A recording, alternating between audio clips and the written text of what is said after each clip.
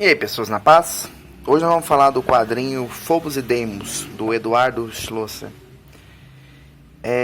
Esse é um quadrinho bastante interessante porque ele, na verdade, é uma coletânea de contos, né?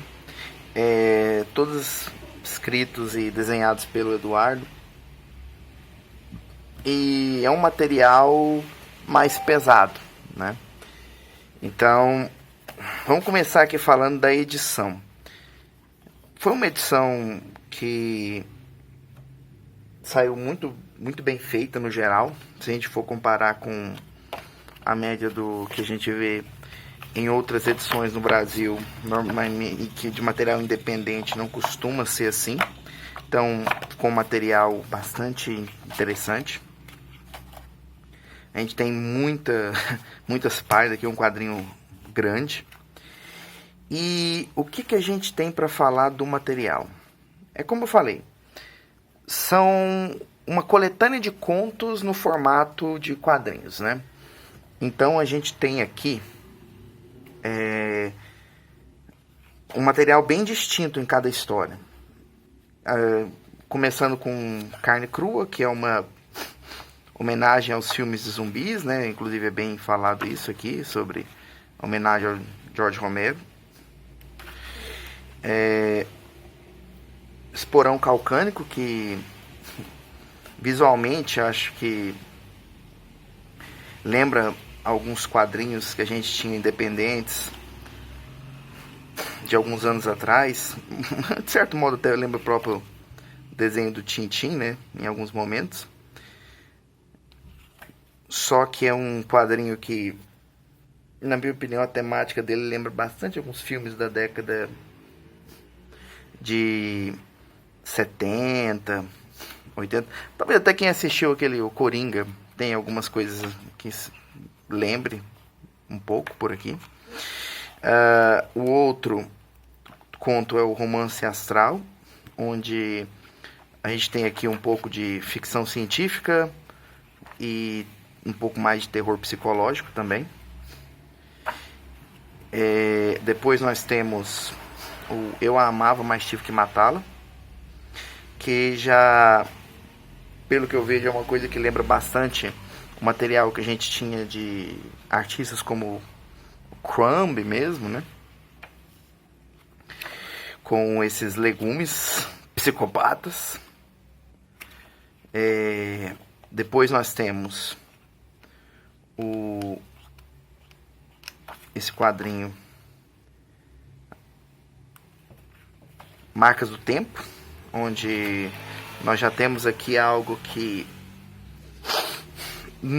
não é explícito. Esse é um terror psicológico, é uma história que vai te deixar pensativo sobre o final, mas não vai te mostrar tanto assim para você ter uma resposta clara.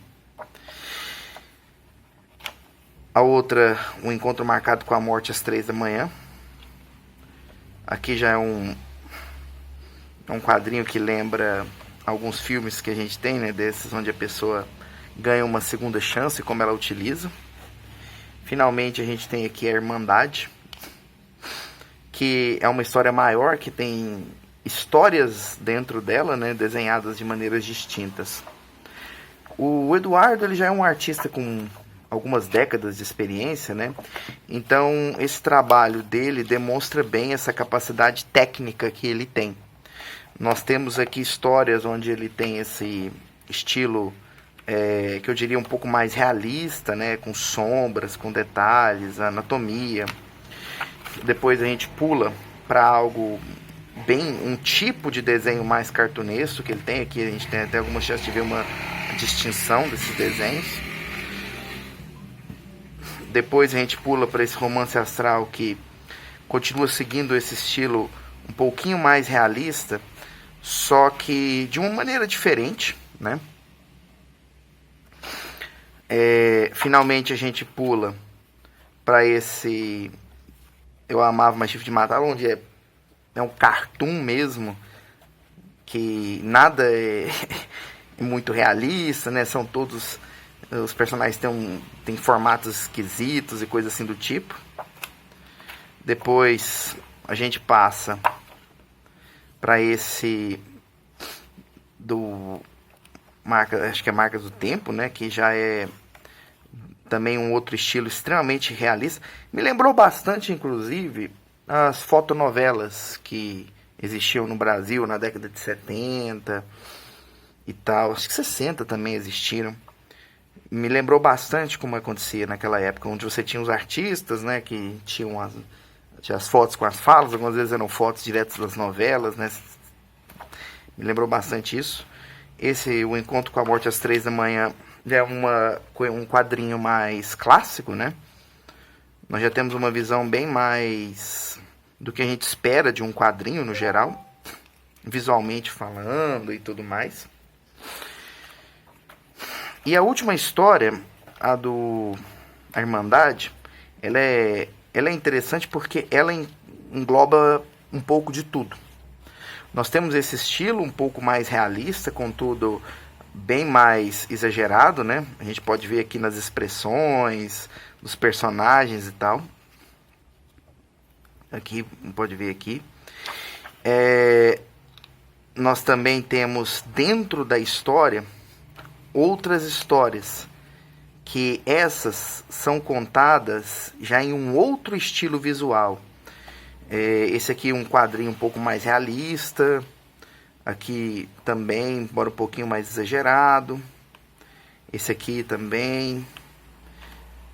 Às vezes um pouquinho mais... Mas essa variedade, né, de material, eu acho que deixa o quadrinho muito mais interessante, porque você sabe que cada conto acaba tendo um visual distinto. Isso auxilia muito a dar um pouco mais de impacto para a história.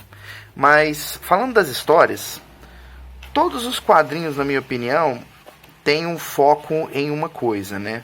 São protagonistas que se rendem a vícios, de alguma maneira. Todos eles se rendem a algum tipo de vício. Se mostram, às vezes, covardes, fracos, né? Quando deveriam demonstrar algum pouco de coragem. E isso é cobrado deles, muitas vezes de maneira fatal. Então acaba sendo contos que servem como contos cautelares, né? Eu acho que o termo seria talvez esse. Em cada uma das histórias você tem pessoas que têm uma oportunidade de ter uma vida melhor, de se salvarem às vezes, como é no caso inclusive desse aqui, de certo modo. Não de salvar, mas realizar uma missão que eles tinham. E normalmente essas pessoas jogam essas oportunidades fora, porque elas têm morais fracas, ou elas não estão prontas para aceitar uma responsabilidade, coisas assim do tipo. Em todas as histórias isso leva a desastre. E em muitas dessas histórias, inclusive, desastre não apenas para a pessoa, mas também para quem está próximo. Então, é um quadrinho um pouco extenso, mas cada história é curta, né? A arte é muito bonita, o quadrinho tem um ótimo formato, foi muito bem impresso. Eu acho que ele saiu por financiamento coletivo, se eu não me engano também, mas creio que ele ainda tem à venda. E, embora seja um trabalho autoral, ele é um trabalho feito por alguém que tem muitos anos de experiência no ramo, então acaba sendo diferenciado nesse ponto. Não é um material alegre, não é um material... É um material bonito, mas não é um material agradável de se olhar às vezes. Contudo, eu realmente recomendo. É um dos melhores que eu vi nos últimos tempos por aqui. É isso.